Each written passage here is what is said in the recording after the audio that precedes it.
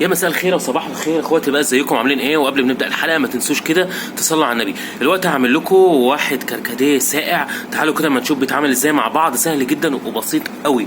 اول حاجه جبنا شويه كركديه كده جافين، بعد كده نزلنا بيهم بكوبايه ميه سخنه او تلت كوبايه ميه سخنه، وسبناهم كده وحطينا فيهم سكر وسبناهم يدوبوا ويسقعوا براحتهم خالص في التلاجة. بعد كده هنجيب الكوبايه بتاعتنا. بعد ما جبنا الكوبايه بتاعتنا هنجيب بقى في معيار نص كوبايه تلج، وهنحط التلج في الكوبايه.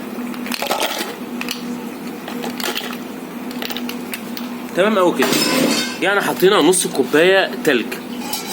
بعد كده هنجيب المصفى، بعد كده هنصفيها.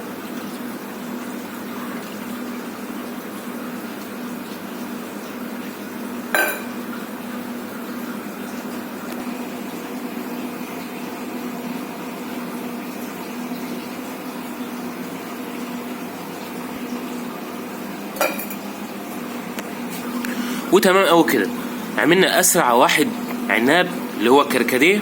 في ناس بتقول عليه عناب وفي ناس بتقول عليه كركديه. اسرع واحد في الدنيا نقدر نعمله بمنتهى السهوله. هنجيب شويه الكركديه وهنحطهم في ميه سخنه وهنسيبهم لغايه لما يدوبوا كده مع بعض واللون بتاع الكركديه يظهر فيه قوي، ونحط السكر وهو سخن علشان السكر يدوب في الميه السخنه، ونسيبه يسقع شويه ونصفيه.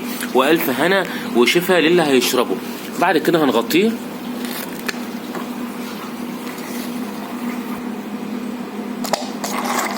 وهنقدمه على كده حاجة كده عظمة قوي. ما تنسوش بقى تعملوا اشتراك للقناة ولايك وشير، ولا اشتراك يا ريت تشترك وبسرعة قوي. وما تنسوش لايكاتكم الجميلة اللي بتزيدني شرف وأهمية. بس خلاص.